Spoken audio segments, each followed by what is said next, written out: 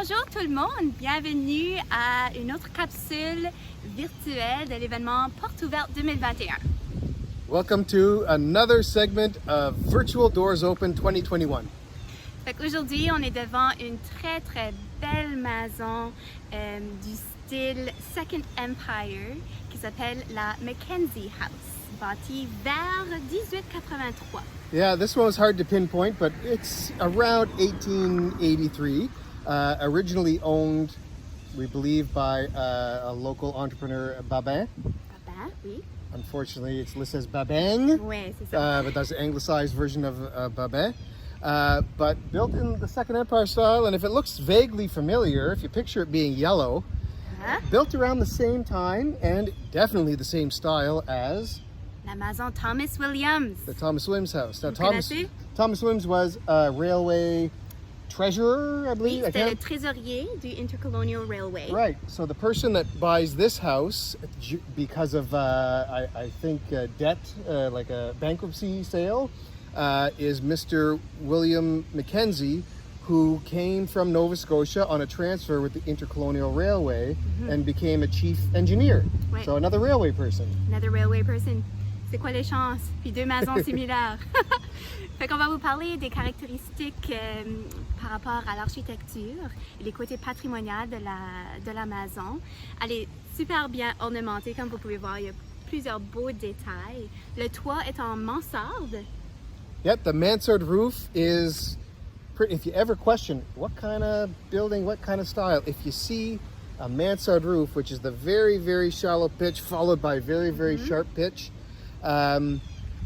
pretty good chance, 95% you're talking about a Second Empire house, whether it has towers or not. That style of roof is so specific, you're pretty much guaranteed that it's going to be Second Empire style. Un autre élément caractéristique, c'est le plan asymétrique de la maison. Comme vous pouvez voir, c'est pas exactement pareil d'un côté que l'autre. On a aussi, ah oui. No, the tower is the frontispiece they call it, but really the central tower is center, but you're going to see, like you said, asymmetry on either side of that central tower. C'est vraiment le fun en fait pour la tour. On peut aussi mentionner le fait qu'elle est ornementée, surmontée par un élément en fonte, en métal, ici, juste en haut là, comme la maison Thomas Williams. Yeah, that's metal cresting, and like the Thomas Williams house, this probably would have had various cresting details on lower parts, but like we've described before, it's ornamental, serves no purpose. So if it happens to rot off over the years or fall apart, if money's an object, the last thing that gets repaired or replaced is a decorative ornament. So lucky, maybe it's like the Thomas Williams house where you just couldn't reach it. That's why it's still there, but the highest point still has that metal cresting up there. Comme vous pouvez voir, un autre élément vraiment le fun, c'est les lucarnes élaborées, encore une fois, les fenêtres ici qui font partie de la toiture. Yeah, so these dormers right here are very shallow, unlike other Victorian era styles where it's pretty pronounced. Ça sort plus, ouais, habituellement. But the problem is, this section here is actually part of the roof. So being a very, steeply pitched part of the roof, that dormer doesn't have a whole lot of room to pop out, but it is a dormer. And do you know the reason? Ben, c'est intéressant parce que ça te donne un autre étage, techniquement, à l'intérieur. That does. And back in the day, and even today, when your house is being assessed for taxes, its number of stories has a lot to do with it. And back then, someone figured out that if you make the second story walls part of the roof, that's actually technically 1.5 stories. Fait que ça coûtait moins cher Less pour in les taxes. taxes. So, beautiful house designed to avoid paying taxes. Un autre élément vraiment le fun à l'intérieur aussi, c'est qu'il y a un solarium ici au deuxième étage, juste au-dessus d'une véranda qui fait le tour, qui enveloppe un peu le tour de la maison. Now, the current owner has done a fantastic job. You see this section over here is shingles. Oui, Les c'est baldeaux. ça. And over here is clapboards. So he did a very good job of maintaining the different styles, because it would have been very easy to just strip it all and put it all one style, but kept all those differences. You don't want to see symmetry. You don't want to see, almost like Queen Anne, you want to see the chaos of the style. You want to see different surface c'est harmonieux textures. quand même, ça marche bien ensemble, mais comme tu dis, il y a de la variété dans les textures et dans les éléments. So that's the outside. Again, its doors open. Porte ouverte? Let's take a look inside. So here we are inside the Mackenzie House. What's surprising over my years of working in this kind of industry is the amount of original detail inside the building. Il y a vraiment beaucoup d'éléments d'origine à l'intérieur de cette maison. C'est magnifique, la boiserie, les foyers, le plancher. Well, let's take a look around at some of the really cool things that have been. Some of it has been beautifully restored by the owner. Some of them have just been in original condition. So we'll take a peek. On va aller voir. Fait qu'il y a vraiment des éléments ornementés pour les poignées de porte en métal, en cuivre. Les pentures sont d'origine également. Comme vous pouvez voir, c'est vraiment détaillé, décoré.